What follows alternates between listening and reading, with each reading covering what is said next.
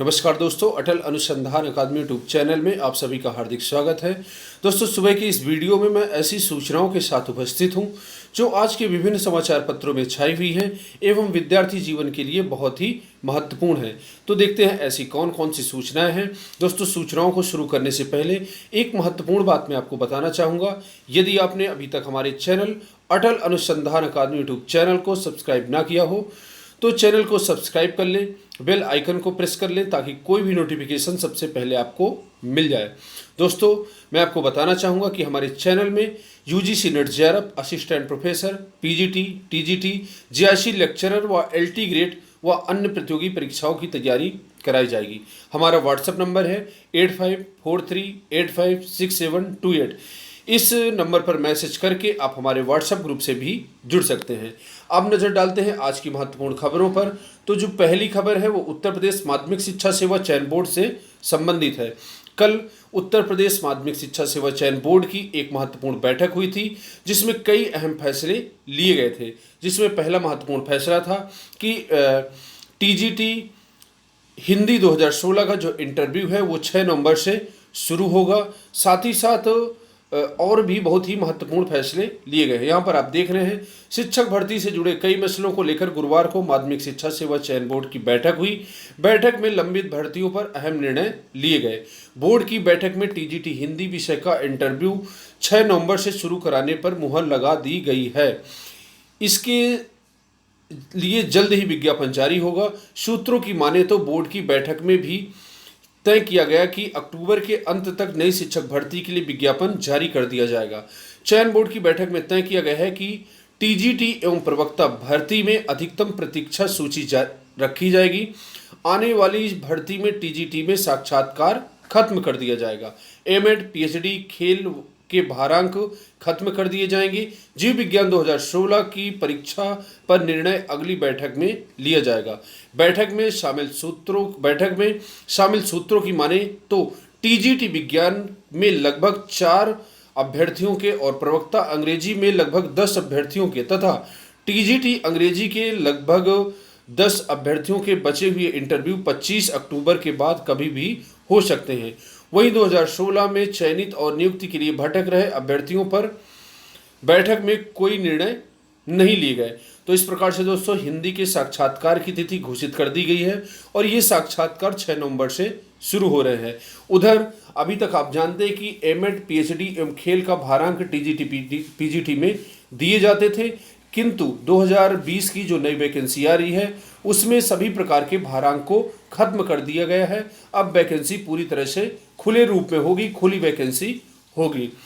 तो दोस्तों, अब अभी तक कयास लगाए जा रहे थे कि हिंदी एवं सामाजिक विज्ञान के साक्षात्कार की तिथि एक साथ ही घोषित होगी और दोनों का इंटरव्यू साथ साथ चलेगा, किंतु अब सामाजिक विज्ञान के साक्षात्कार पर अभी तो कुछ दिन के लिए विराम ही लग गया है और उम्मीद है कि यदि 5 बोर्ड बनते हैं, कम से कम 5 से 6 बोर्ड बनते हैं, तो हिंदी टीजीटी का जो साक्षात्कार है ये नवंबर माह में पूर्ण हो जाएगा। तो इस प्रकार से दिसंबर के फर्स्ट वीक में सामाजिक विज्ञान का भी साक्षात्कार शुरू हो सकता है।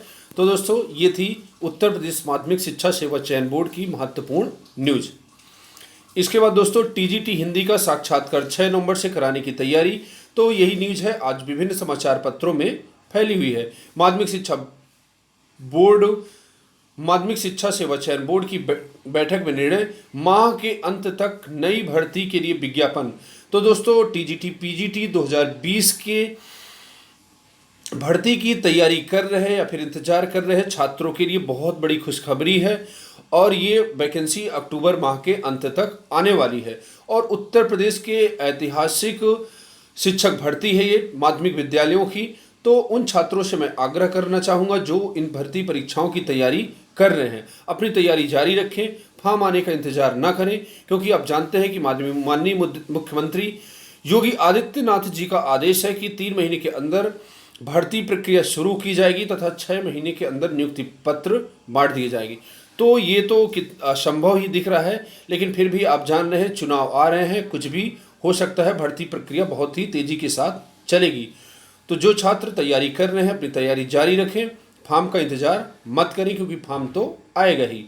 एलटी ग्रेड शिक्षक भर्ती चयनितों की नियुक्ति का रास्ता हो गया साफ। एलटी ग्रेड शिक्षक भर्ती परीक्षा 2018 की भर्ती पूरी करने की दिशा में उत्तर प्रदेश लोक सेवा आयोग तेजी से काम में जुटा है। आयोग ने 12 विषयों के उन चयनितों का मामला निस्तारित करा दिया है जिनका रोल नंबर निदेशालय में गलत बता रहा था। वहीं कला महिला वर्ग में 144 चयनितों की फाइल भी निदेशालय भेजी जा चुकी है।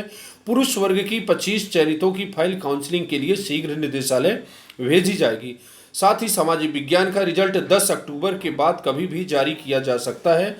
एलटी ग्रेड शिक्षक भर्ती 2018 के तहत 15 विषयों के 10,768 पदों की भर्ती निकाली थी। इसमें 13 विषयों के 7,481 पदों के सापेक्ष 4,243 अभ्यर्थी सफल हुए हैं।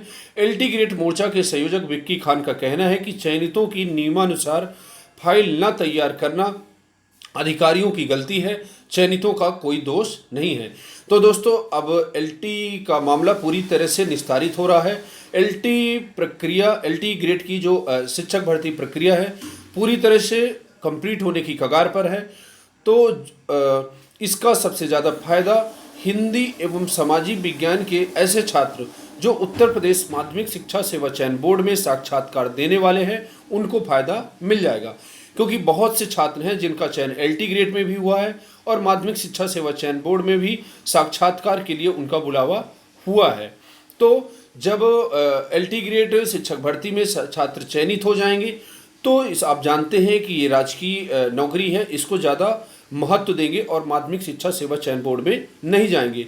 तो दोस्तों, एलटी ग्रेड में चयनित सभी छात्र छात्राओं को, मेरे भाई बहनों को, सभी को हार्दिक शुभकामनाएं। आप सभी से मेरा आग्रह है, मैं अपने चैनल अटल अनुसंधान अकादमी यूट्यूब चैनल के माध्यम से आप सभी से आग्रह करना चाहता हूं कि ऐसे भाई बहन जो एलटी ग्रेड में चयनित हो चुके हैं किंतु उनका चयन उत्तर प्रदेश माध्यमिक शिक्षा सेवा चयन बोर्ड में भी हुआ है, वो ऐसे छात्रों, ऐसे भाइयों से मैं रिक्वेस्ट करना चाहूँगा कि वो माध्यमिक शिक्षा सेवा चयन बोर्ड में साक्षात्कार में उपस्थित ना हो, ताकि आपके भाइयों को, बहनों को, आपके साथियों को नौकरी मिल सके। साथ ही साथ उत्तर प्रदेश में एक अभ्यर्थी एवं एक नौकरी के अभियान का रास्ता साफ हो सके। तो दोस्तों, ये थी एलटी ग्रेड की महत्वपूर्ण न्यूज। इसके बाद है चयन सूची समानुपात से जारी करने की मांग। ये न्यूज है 69,000 शिक्षक भर्ती से संबंधित। अभी आप जानते हैं कि मुख्यमंत्री योगी आदित्यनाथ जी द्वारा आदेश दिया गया था कि 31,661 पदों को अतिशीघ्र भर लिया जाए। तो इस संबंध में न्यूज है परिषदीय विद्यालयों के लिए 69,000 शिक्षक भर्ती की मेरिट में शामिल बड़ी संख्या में अभ्यर्थी बृहस्पतिवार को सचिव बेसिक शिक्षा परिषद कार्यालय पहुंचे। इन अभ्यर्थियों ने सचिव से मांग की कि 31,661 शिक्षकों की भर्ती की मेरिट तैयार करते समय यह ध्यान दिया जाए कि अधिक अंक पाने वाले अभ्यर्थियों को कम सीट वाला जिला आवंटित न कर दिया जाए। कम सीट वाला जिला आवंटित करने पर उनके चयन से बाहर हो जाने का खतरा है। इन अभ्यर्थियों का कहना है कि अपर मुख्य सचिव बेसिक शिक्षा का आदेश था कि आरक्षण एवं जनपद को ध्यान में रखते हुए समानुपात रूप में चयन सूची जारी की जाए, जिससे कम सीट वाले जिले में अधिक मेरिट वाला अचयनित हो जाएगा एवं ज़्यादा सीटों वाले जिलों में निम्न गुणांक वाले चयनित हो जाएंगे। बेसिक शिक्षा परिषद कार्यालय पहुंचे छात्रों का कहना था कि सचिव प्रताप सिंह बघेल कह रहे हैं कि जब तक शासन से कोई आदेश नहीं आएगा तब हम कुछ नहीं कर सकते। सचिव से मिलने वालों में राहुल तिवारी, आकाश पांडे आदि मौजूद रहे। तो दोस्तों, ये 69,000 शिक्षक भर्ती का मामला है। यदि सुप्रीम कोर्ट का डिसीजन आ जाता है, इसके बाद भर्ती प्रक्रिया पूर्ण की जाती है तो किसी प्रकार की कोई समस्या नहीं होगी। किंतु यदि 37,000 पदों को सुरक्षित करते हुए 31,661 पदों पर भर्ती प्रक्रिया यदि पूर्ण की जाती है तो ये भर्ती प्रक्रिया और ही विवादों में फंस जाएगी, 1,000 इसमें रिट लग जाएंगे। तो दोस्तों, मुझे लगता है कि सरकार को भी इसका इंतजार कर लेना चाहिए। सुप्रीम कोर्ट का निर्णय आते ही पूरी भर्ती प्रक्रिया को पूरी कर देना चाहिए, साथ ही एक ही साथ सबको नौकरी दे दी जानी चाहिए। इसके बाद दोस्तों, अगली महत्वपूर्ण खबर है उत्तर प्रदेश उच्चतर शिक्षा सेवा चयन बोर्ड की। यहाँ पर आप देख रहे हैं, एक ही दिन में निर्देश निकाल मांगा आवेदन। उत्तर प्रदेश उच्चतर शिक्षा निदेशालय यहाँ पर आप देख रहे हैं, उच्च शिक्षा निदेशालय के अधिकारियों की कार्यशैली पर सवाल उठ रहे हैं। निदेशालय ने गुरुवार को असिस्टेंट प्रोफेसर के चयनितों से 8 अक्टूबर को निर्देश जारी करके उसी दिन कॉलेज का विकल्प मांगा है। अब आप सोचिए, 8 अक्टूबर को निर्देश जारी होता है और उसी दिन अंतिम डेट भी होती है। चयनितों को पूर्व में कोई सूचना नहीं दी गई, न ही अखबारों में उनका विज्ञापन छपा। ऐसे में चयनित कैसे विकल्प भरेंगे, उन पर विचार नहीं किया गया, जबकि हर बार विकल्प भरने के लिए 2 से 3 दिन का समय दिया गया था।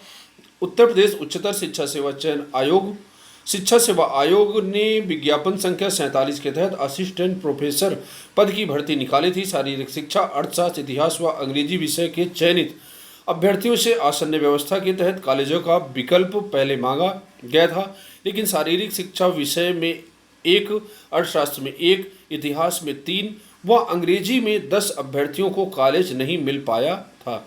इस पर शासन के निर्देश पर 8 अक्टूबर को चयनित अभ्यर्थियों से ईमेल आईडी पर विकल्प भेजने का निर्देश दिया गया।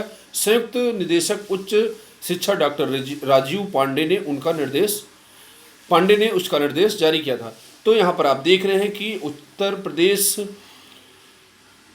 उच्चतर शिक्षा आयोग की कार्यशैली आप देख रहे हैं, उसी दिन नोटिफिकेशन जारी करता है और उसी दिन अंतिम डेट भी तय कर देता है। तो यदि उत्तर प्रदेश उच्चतर शिक्षा आयोग इतना तेजी से कार्य करना चाहता है तो उससे मैं आग्रह करूंगा, आयोग से मेरा विनम्र आग्रह है कि जो 3900 असिस्टेंट प्रोफेसर भर्ती की प्रक्रिया साल भर से लटका करके रखा है तो उसको शीघ्र जारी कर दिया जाए और साथ ही परीक्षा तिथि भी उसकी घोषित कर दिया जाए तो ज़्यादा अच्छा होगा। इसके बाद दोस्तों, आबकारी सिपाही के 405 पदों पर भर्ती का रास्ता साफ। 25 सितंबर 2016 को सपा सरकार में हुई थी स्क्रीनिंग। 5 लाख अभ्यर्थियों ने आबकारी सिपाही की दी थी परीक्षा। 4 साल बाद अब ही जारी होगी परीक्षा परिणाम। 4 साल से लटकी आबकारी सिपाही के 405 पदों पर भर्ती का रास्ता साफ हो गया है। उत्तर प्रदेश अधीनस्थ सेवा चयन आयोग हाईकोर्ट के निर्देश के आधार पर भर्ती के लिए जल्द परीक्षा परिणाम जारी करेगा। इसके बाद भर्ती प्रक्रिया पूरी होगी। यहाँ पर आप देख रहे हैं, उत्तर प्रदेश अधीनस्थ सेवा चयन आयोग द्वारा दिए गए प्रार्थना पत्र पर विचार के बाद हाईकोर्ट ने परिणाम घोषित करने की अनुमति प्रदान कर दी है। इसके आधार पर जल्द परीक्षा परिणाम जारी किया जाएगा। प्रवीण कुमार, अध्यक्ष अधीनस्थ सेवा चयन आयोग। तो दोस्तों, 405 अभ्यर्थियों के नियुक्ति का रास्ता साफ हो गया है। ये बहुत बड़ी खुशखबरी है। सभी परीक्षा सभी जगह 12 से 21 अक्टूबर तक आयोजित की जाएगी। 19 शहरों के 124 केंद्रों पर CHSL की होगी परीक्षा। यहाँ पर आप देख रहे हैं, कर्मचारी चयन आयोग की संयुक्त हायर सेकेंडरी स्तरीय भर्ती 2019 की स्थगित की गई परीक्षा 12 से 21 अक्टूबर तक आयोजित की जाएगी। परीक्षा के लिए 19 शहरों में 124 केंद्र बनाए गए हैं। तो दोस्तों, ये CHSL की परीक्षा की महत्वपूर्ण खबर है। जो छात्र इसकी परीक्षा की तैयारी कर रहे हैं, परीक्षा देने वाले हैं, उन सभी छात्रों को अग्रिम शुभकामनाएं। आप अपनी तैयारी जारी रखें। परीक्षा की आपकी तिथि निर्धारित कर दी गई है। कुछ ही दिनों में आपका एडमिट कार्ड भी इशू कर दिया जाएगा। शिक्षण संस्थान 15 से खुलेंगे, कॉलेज तैयारियां पूरी करें। यहाँ पर आप देख रहे हैं, ये सहारनपुर की खबर है। शिक्षण संस्थानों को 15 अक्टूबर से चरणबद्ध तरीके से खोलने की अनुमति जारी हो गई है, जिसके बाद शिक्षा विभाग ने तैयारियां शुरू कर दी है। जिला विद्यालय निरीक्षक ने सरकारी एवं गैर सरकारी स्कूल प्रबंधकों एवं प्रधानाचार्यों को सरकार के दिशा निर्देश भेज दिए हैं।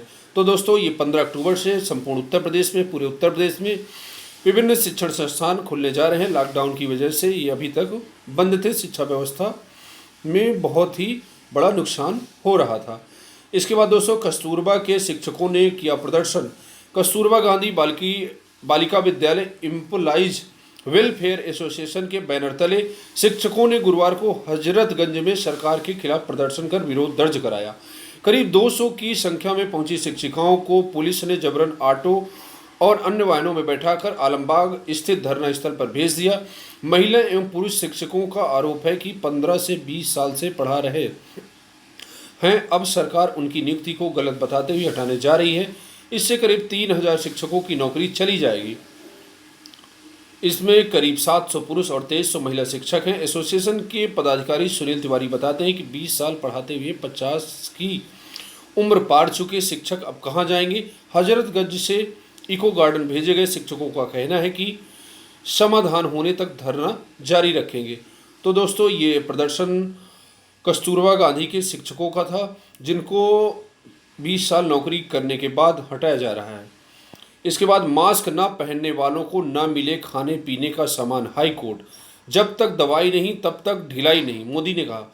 यहाँ पर आप देख रहे हैं, इलाहाबाद हाई कोर्ट ने कहा कि मास्क नहीं बनने वाले ग्राहकों को दुकान में न आने दिया जाए, न ही खाने पीने समेत कोई सामान दिया जाए।